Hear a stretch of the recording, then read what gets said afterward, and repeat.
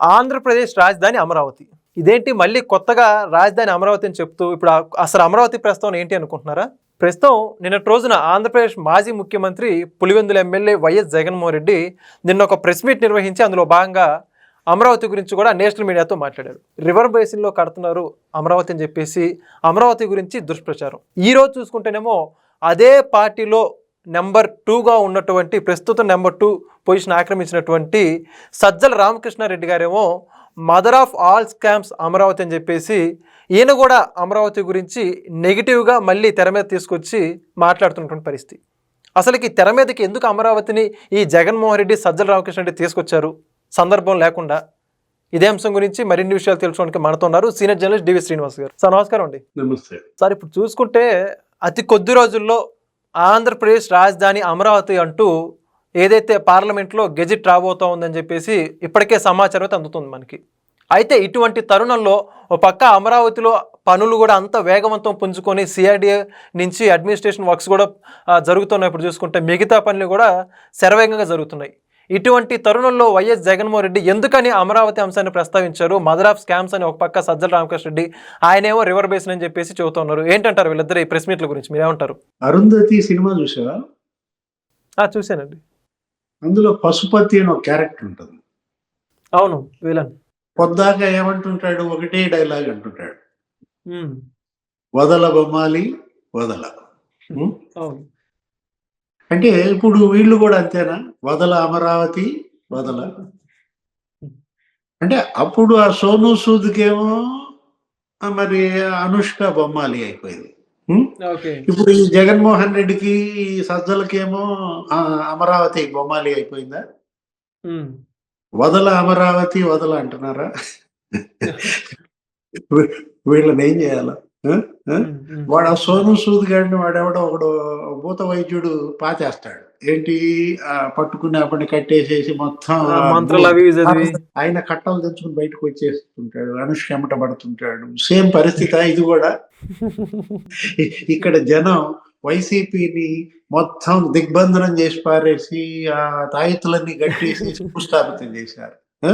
ఇప్పుడు వైసీపీ ఆ తాయెత్తులన్నీ తెంచుకుని అమరావతి మీద పడుతుందా? అదే నేను అంటోంది. ఇప్పుడు నిన్న అతని ప్రెస్ మీట్ జగన్మోహన్ రెడ్డి మీరు అన్నది ఏంటి? అసలు రాజధాని అనేది రాజ్యాంగంలో లేదంటాడు ఈ రాజ్యాంగ నిపుణుడు. ఈ నాని ఫాల్కీ వాళ్ళ లేకపోతే ఈ జగన్ ఫాల్కీ వాళ్ళనా? అసలు ఏ రాజ్యాంగంలో లేదని అడగలేదా జర్నలిస్టులు? ఓహో, వాళ్ళు ఎందుకు అడుగుతారులే, అడిగే వాళ్ళని తెచ్చుకోలేదా? ఇది అంబేద్కర్ రాజ్యాంగంలో క్యాపిటల్ అనేది ఉందండి.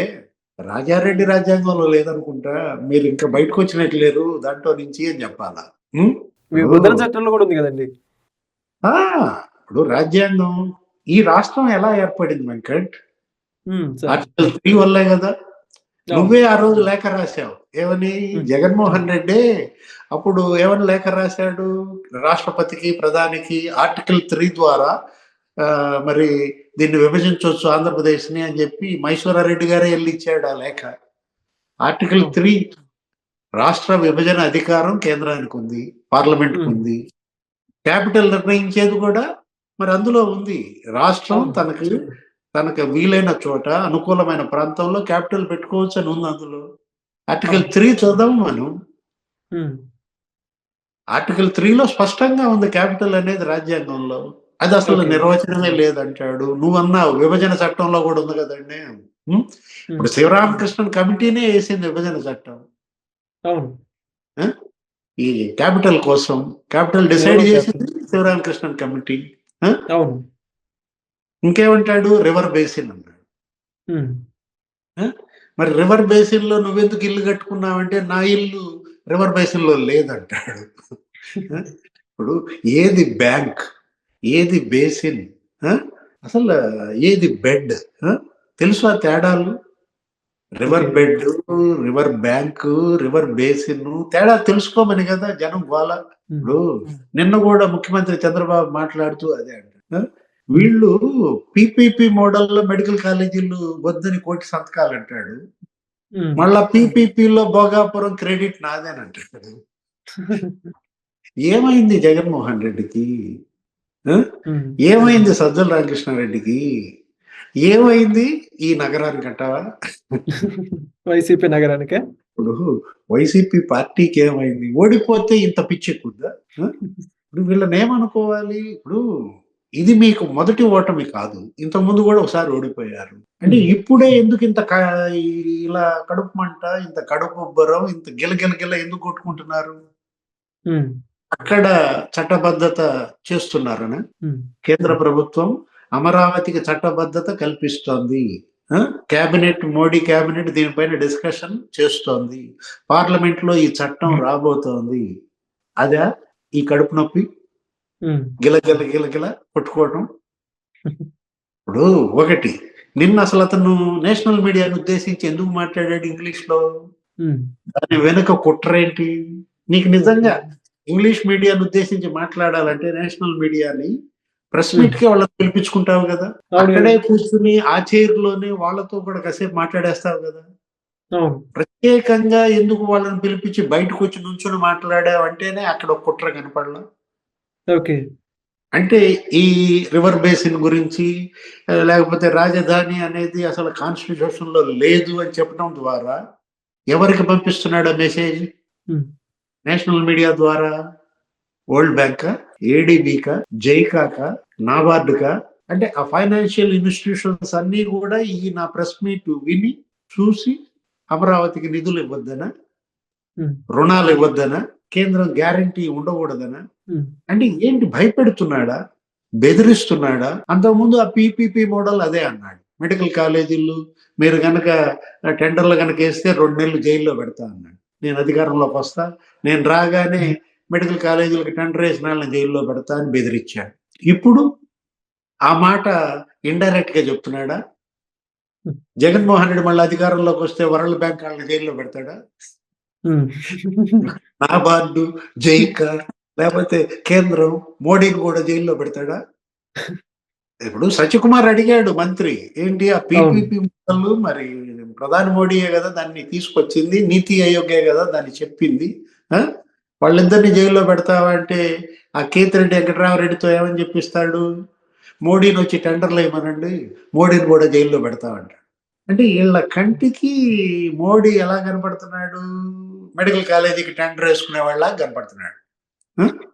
అంటే ఇప్పుడు ఫ్రస్ట్రేషన్ పీక్ వెళ్ళొద్దని నాకు తెలుసు, కానీ ఇంత పీక్ వెళ్ళొద్దని అనుకోవాలని.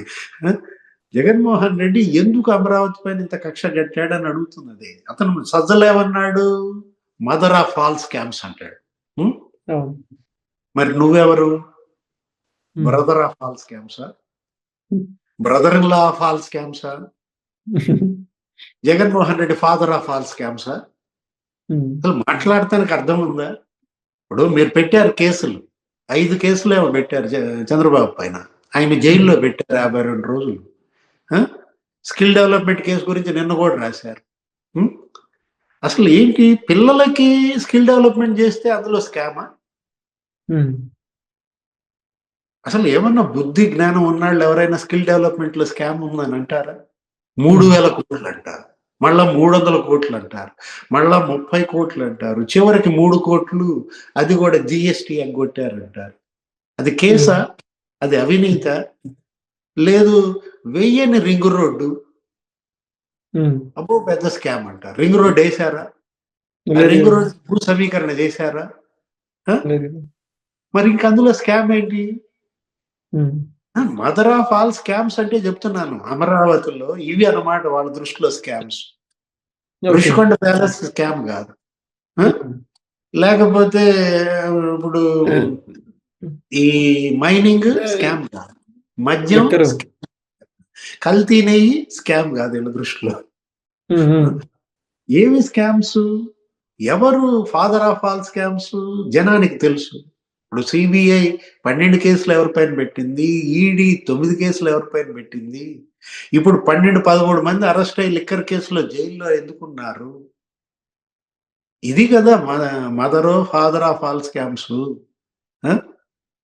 అతను అంటాడు నిన్న రామకృష్ణారెడ్డి, రేవంత్ రెడ్డి వ్యాఖ్యల్ని చంద్రబాబు ఖండించలేదు అంటే రేవంత్ అన్నది నిజమే, ఆ క్లోజ్డ్ డోర్ చీకటి ఒప్పందం నిజమే అంటాడు. ఆ రోజు మరి కేసీఆర్ అన్నాడు ఏమని, తెలంగాణ శాసనసభలో సీఎం కేసీఆర్ ఏమన్నాడు, నేనే చెప్పాను జగన్మోహన్ రెడ్డికి పోలవరం ఒక అడుగు తగ్గించుకోమని, నా మాట విన్నాడు, ఒప్పుకున్నాడు అన్నాడు. దాన్ని ఖండించాడా జగన్? దాన్ని ఖండించమని ప్రజలు చెప్పాడా జగన్ కి? లేదు. ఆ రోజు జగన్ కి అది ఖండించమని చెప్పలేదు. మరి ఈ రోజు నువ్వేం మాట్లాడతావు? నీకు ఆ నైతికత ఎక్కడుంది? వాళ్ళేదో అక్కడ తెలంగాణలో ఓట్ల కోసం అటు కేసీఆర్ పార్టీలు, రేవంత్ రెడ్డి పార్టీలు, వాళ్ళకేంటి ఏపీని మీద ద్వేషం మరి కల్పిస్తేనో, ఏపీని నాశనం చేస్తేనో వాళ్ళకి అదో పాపం ఆనందం. ఆ శాడిజం వాళ్ళదనమాట. ఈ శాడిజం వీళ్ళదా? ముందు ఈ శాడిజం నుంచి బయటపడాలి, అభివృద్ధి పైన దృష్టి పెట్టాలి.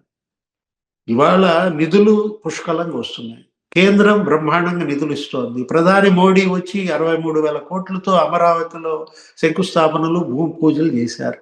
రోడ్డులన్నీ నిర్మాణం జరుగుతోంది, వేలాది కార్మికులు కోలాహలంగా పనిచేస్తున్నారు. సీడ్ యాక్సిస్ రోడ్డు కంప్లీట్ అయిపోతుంది. కడుపు నొప్పే, గిల గిల గిల గిల కొట్టుకుంటున్నారా? అపెండిసైటిసా? ఇప్పుడు నిర్మలా సీతారామన్ వచ్చింది, 15 బ్యాంకులకి శంకుస్థాపన చేసింది, భూమి పూజ చేసింది. ఇదే ఫైనాన్స్ సిటీ అంది. ఎస్బీఐ లేకపోతే నాబార్డు, ఆర్బీఐ బ్రహ్మాండంగా అన్ని కార్యాలయాలు అక్కడ కట్టుబడి. హైకోర్టు శాశ్వత భవనాలకి మంత్రి నారాయణ శంకుస్థాపన చేశాడు, పనులు జరుగుతున్నాయి. కడుపుల నొప్పే, అపెండిసైటిసా? గిల గిల గిల గిల కొట్టుకుంటున్నారు. ప్రెస్ మీట్లు, నిన్న అతను ప్రెస్ మీట్, ఇవాళ ఇతను ప్రెస్ మీట్. ఏం చేయాలి? 24 గంటలు చచ్చిపోయేటట్టున్నారయ్యా. అపెండిసైటిస్ వస్తే ఇట్లాగే గిలగిల కొట్టుకుంటారు. ఎవరు చేయాలి ఆపరేషన్? వాళ్ళకి చెప్పు. ఈ అపెండిసైటిస్ కి ఆపరేషన్ చేసే డాక్టర్ ఎక్కడా? ఏది డాక్టర్ మోడీయా, డాక్టర్ చంద్రబాబు? జనమే చేయాలి. ఇవాళ జనమే ఈ తిక్క కుదిర్చే వైద్యులు కావాలి. ఈ రోగానికి మందు ఎక్కడుందంటావు? ప్రజల దగ్గర ఉందంటారా? Right, thank you so much sir. Please subscribe to Leo News for more videos.